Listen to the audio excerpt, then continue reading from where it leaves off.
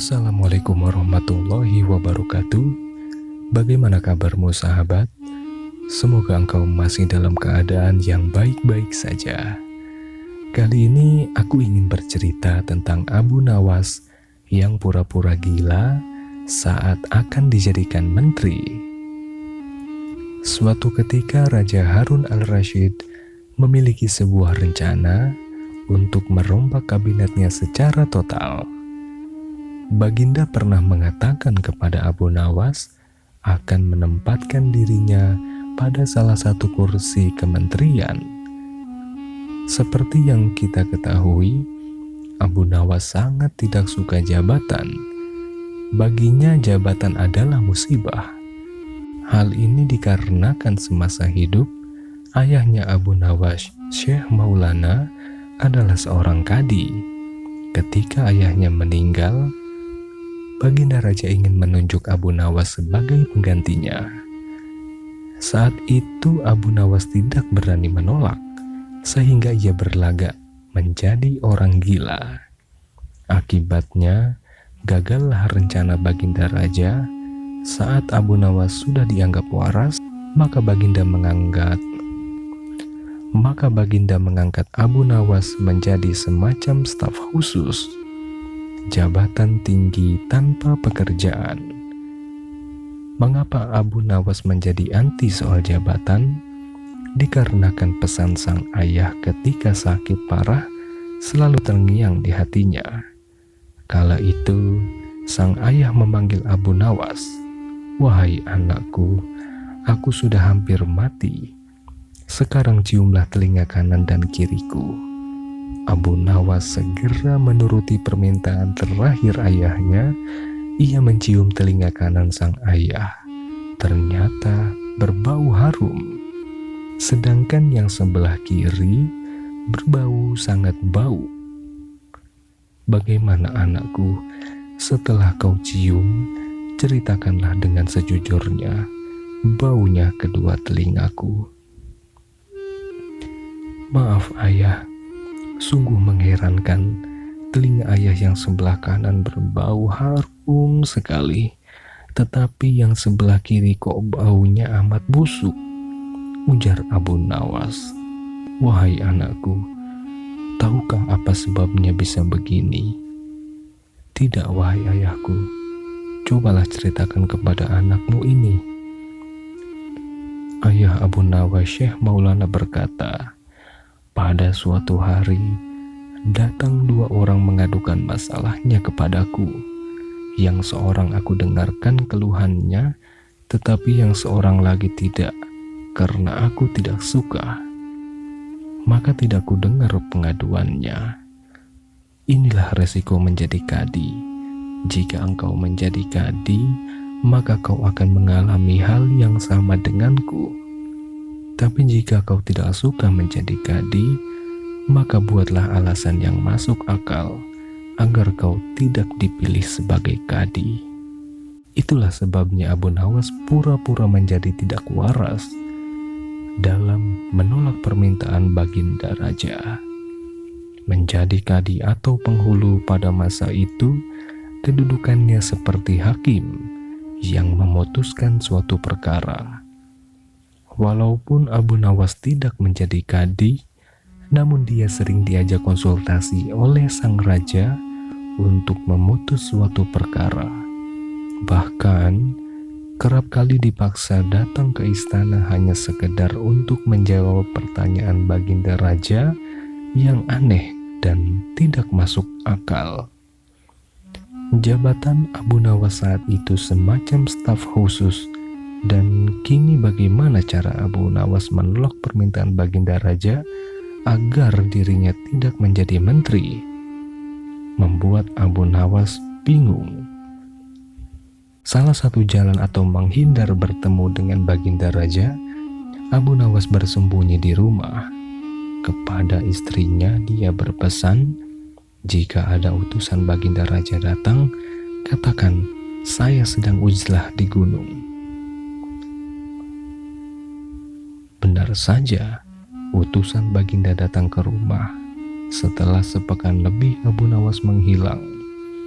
Ketika utusan itu datang, Abu Nawas dengan cerdiknya bersembunyi di kolong tempat tidur. Istrinya yang lugu pun mengatakan, pesan Abu Nawas kepada utusan raja, Bapak sedang nyepi di gunung.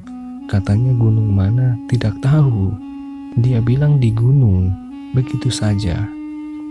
Utusan raja pun bingung, apa yang akan disampaikan kepada Baginda. Pasti Baginda akan marah. Dan benar saja, Baginda marah-marah begitu menerima laporan utusannya.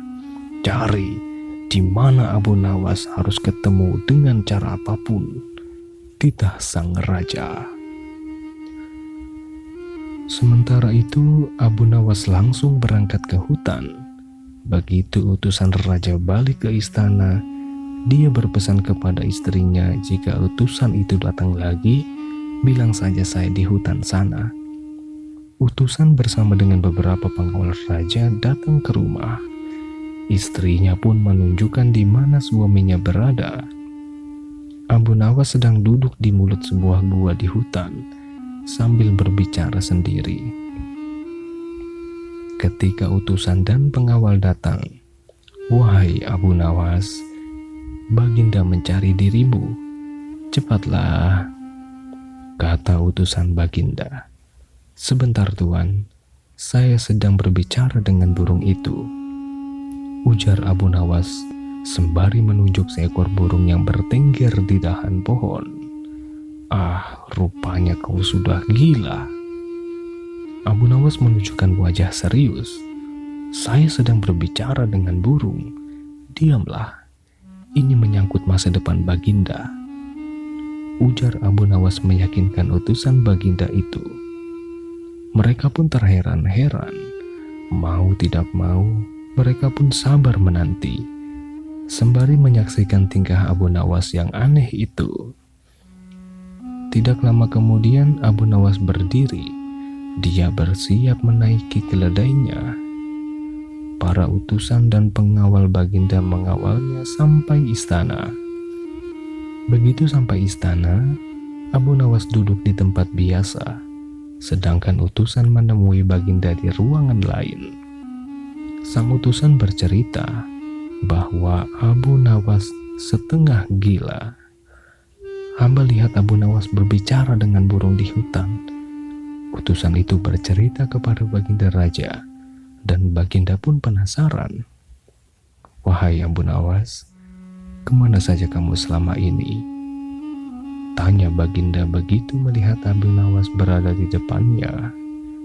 "Mohon ampun Baginda, hamba sedang menjalankan mimpi hamba untuk uzlah ke hutan," jawab Abu Nawas. "Mimpi apa?" "Mimpi bertemu ayah hamba. Beliau berpesan agar hamba menyepi untuk sementara waktu agar dapat ilham," ujar Abu Nawas. "Lalu sekarang apakah sudah dapat ilham?" "Sudah Baginda." "Bagus kalau begitu. Apa ilham yang kamu peroleh?" "Mohon ampun Baginda, ini tentang Baginda." "Hah? Tentang saya? Tentang apa? Coba engkau ceritakan." Berdasarkan pandangan seekor burung, jika Baginda hendak melakukan pemilihan menteri, hendaknya memilih figur-figur yang benar-benar baik dari menteri yang sekarang.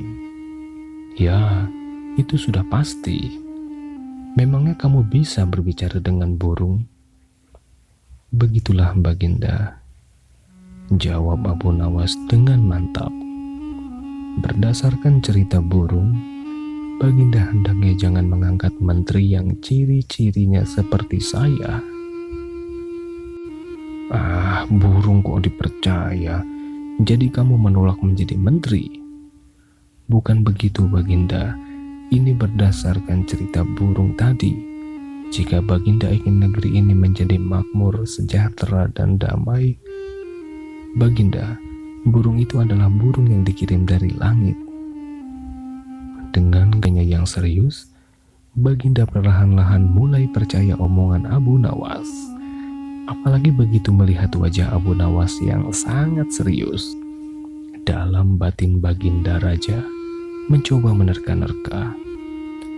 Lagi pula untuk apa Abu Nawas menyepi di hutan jika itu bukanlah masalah serius? Lalu jika kamu tetap saya tunjuk jadi menteri, apa yang akan terjadi? Abu Nawas terdiam cukup lama dan berkata dengan spontan, "Malapetaka Baginda." Baginda terkejut dan menggeleng-geleng kepala. "Baik kalau begitu, tapi ada syaratnya. Bantu saya memilih figur-figur yang cocok untuk menteri saat ini." Dengan rasa yang sangat gembira, Abu Nawas pun segera mengamininya. Ia memohon diri pulang dengan langkah kaki yang ringan. Ia sangat bahagia setengah mati bisa lolos dari jabatan yang syarat dengan masalah itu.